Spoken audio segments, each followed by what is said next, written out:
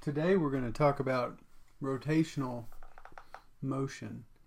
And we introduced this idea previously when we talked about uniform circular motion, but that was a very small part of the entire understanding of rotational motion. So I want to take you through some of the other material that you may be exposed to in the future in regards to rotational motion. Now, from the beginning, I want to say that it's extremely important in order to be successful to understand that there's a significant relationship between translational motion and rotational motion.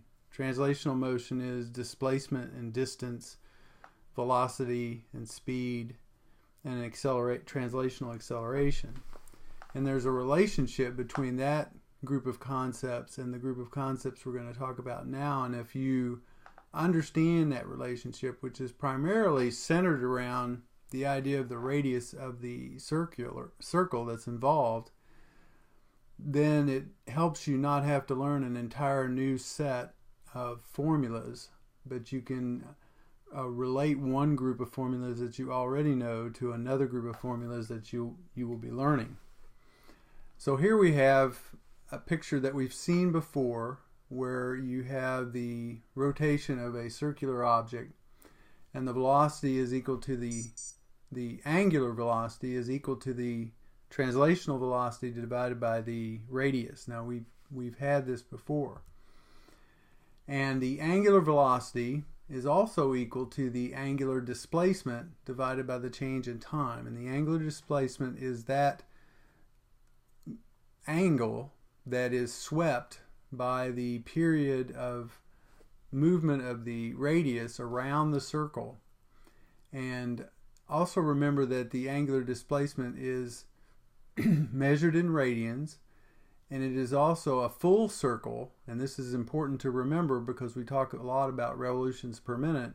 A full circle is 2 pi, or 2 times 3.14159 radians, or a little over 6 radians. Velocity then is equal to, as we have below here, is equal to v over r, so that translational velocity is equal to the angular velocity times the radius. And the new concept here that we have not seen before is the concept of angular acceleration, and that's equal to the change in angular velocity divided by time. So let's take a situation where a teen puts her bicycle on its back and spins the rear wheel, starting from rest, to a final angular velocity of 250 revolutions per minute in 5 seconds. What is the angular acceleration in revolutions per second squared? So let's look at this problem. First of all, the initial angular velocity is equal to 0, and the final angular velocity is equal to 250 revolutions per minute. Now that's not a very useful term, although it's used quite a bit. But in order to change that into something more useful, we have to take the 250 revolutions per minute and say that 1 minute is equal to 60 seconds, and 1 revolution is 2 pi radians. And if you do the conversion here, you get 8.33 pi radians per second. Now it's okay in some instances to leave the pi in there because we all know what that means, and sometimes people do that, but in some situations you'll have to put the pi in and get another number. I'm going to leave it as 8.33 pi radians. So alpha is equal to delta omega divided by delta t, since we started at 0 and we ended up here, that's going to be equal to 8.33 pi divided by, and this happened in 5 seconds, and so you end up with an 1.67 pi radians per second. And if you want to get rid of the pi, all you have to do is multiply that by 3.14159. And it says slamming on the brakes, she creates an angular acceleration of a negative 87.3 radians per second squared. And the question is, how long does it take the wheel to stop? Well, we know that the final velocity is going to always equal the initial velocity plus alpha t. Remember, this comes from Vf is equal to V0 plus AT. It's a very similar formula. And Vf here is now 0. So minus W0 divided by alpha is going to equal T, which is minus 8.33 pi divided by 87.3 negative. And those two negatives cancel each other out, and if you do the math here, you get about 3/10 of a second. It takes about 3/10 of a second to stop the wheel once it gets started. Okay, so let's go back to our slides and we look at the relationship between angular acceleration and translational acceleration. In circular motion, the linear motion alpha does occur, and the magnitude has to do with the translational velocity that changes as a tangent of the motion. In the context of circular motion, the linear motion is called tangential acceleration because it's the tangent velocity to the curve involved. So tangential acceleration is equal to the change in velocity divided by the change in time. If you substitute r omega for v, you get the following, or r times omega times over delta t. Alpha, as we've seen, is equal to delta omega over delta t, and the translational acceleration is equal to the angular acceleration times the radius. So the angular acceleration is equal to the translational acceleration divided by the radius. This is very similar to what happens with the velocity here.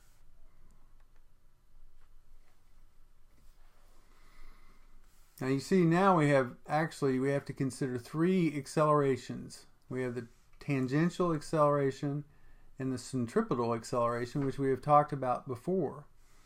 Now notice that tangential acceleration is related to velocity and it affects magnitude, whereas acceleration, the centripetal acceleration, affects the direction. Remember, it occurred based on the directional changes.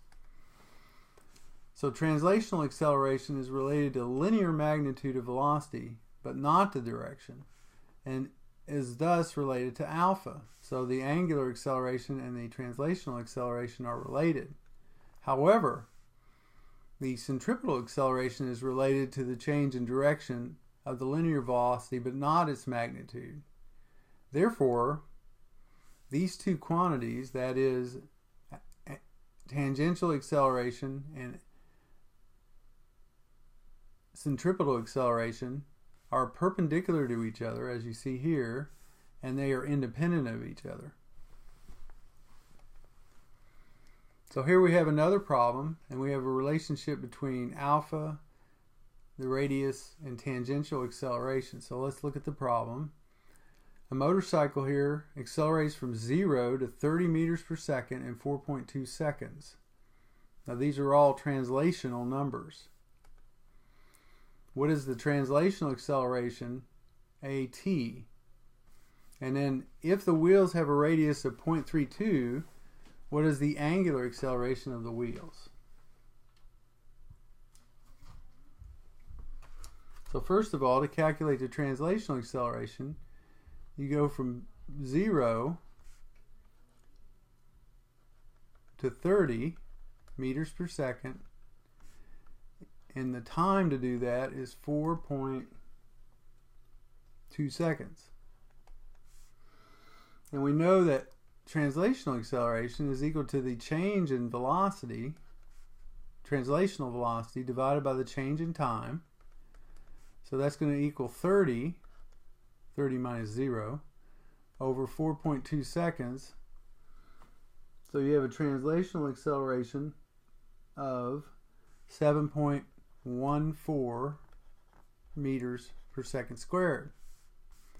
And we said that alpha r is equal to at, so alpha will be equal to at divided by r. So this is 7.14 meters per second divided by 0.32 meters, and so that's going to equal 22.3 radians per second squared. So this is the translational acceleration, and this is the angular acceleration.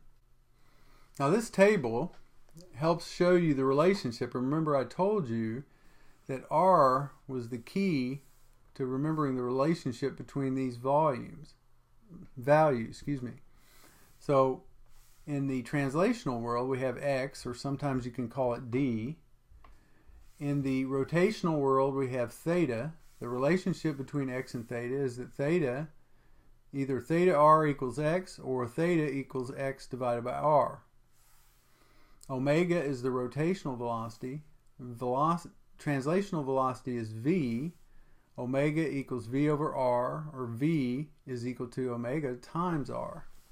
And lastly, rotational acceleration, translational acceleration, and here's the relationship between those two. Alpha equals translational acceleration divided by r, or angular acceleration times r is equal to alpha. Now let's take a look at a couple of problems. The first problem is a grinding wheel starts from rest and has a constant acceleration of 5 radians per second squared. At 6 seconds, find the centripetal and tangential accelerations of a point 0.75 millimeters from the axis. Determine the angular speed at 6 seconds and the angle that the wheel has turned through. That is, how far, what is the angular. So let's go through this problem.